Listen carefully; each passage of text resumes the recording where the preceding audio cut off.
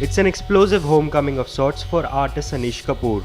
Opening the Mumbai leg of his first ever exhibition in India, Delhi-Mumbai at the iconic Mehboob Studios, Kapoor was quite pleased with the space. It's always been a space from which, or let's say where things are made, but from which they emanate. Nobody ever came here. So that we've been able to turn it the other way around, if you like, to bring the public into the space, I think is quite important. It's also, a pretty amazing space, as I'm sure you recognize. Looking at the awe-inspiring scale of his works, one fails to imagine any other space in the city that could have possibly done justice to them. And it's not just the space that complements Kapoor's work so well, it's also the nature of the art form, cinema, that seems to inform his art.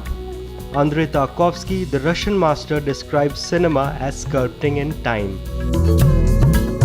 The expression seems to hold true for Kapoor's work too.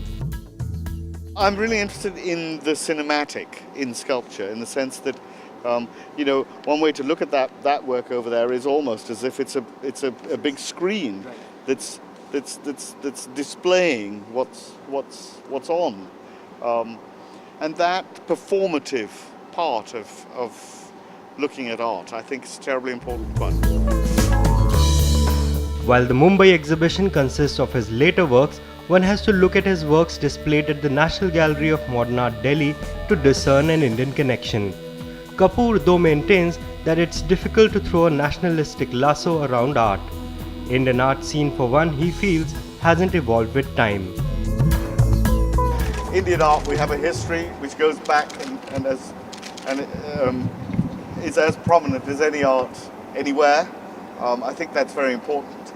It's perhaps a strange quirk of our history that in the last, since independence anyway, and even before then, the last 100 years, Indian art hasn't played an international role. It's a shame, but that's not because of the artists. So what would it take for the Indian art to break free and go global and modern? Cultural confidence, in a sense, not just in what happened, but in what is now. Contemporary India, in a way, is so inventive. It doesn't matter what field you look in, from electronics to the reuse of Coca-Cola cans or whatever else, such an inventive reality is the one that's here. So, I think that's something we should celebrate much more than we do. And along with that, a greater effort is required to engage the consumers of art too. Kapoor, having created iconic public art installations like the Sky Mirror in New York, Cloudgate in Chicago, and soon to be completed ArcelorMittal Orbit in London, feels that it's one of the ways to engage people who wouldn't otherwise step into a museum or a gallery. One of the things about art objects is that they can be completely democratic, that they can engage the educated, the uneducated, that they can evoke some kind of poetic spirit. So that democratic ideal is something I truly believe in, and I think is terribly important. So public art is one way of engaging it.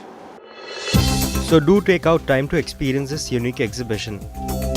On at the Mehboob Studios in Mumbai until 16 January and in New Delhi at the National Gallery of Modern Art until 27 February. Visit anishkapoorindia.com for more details.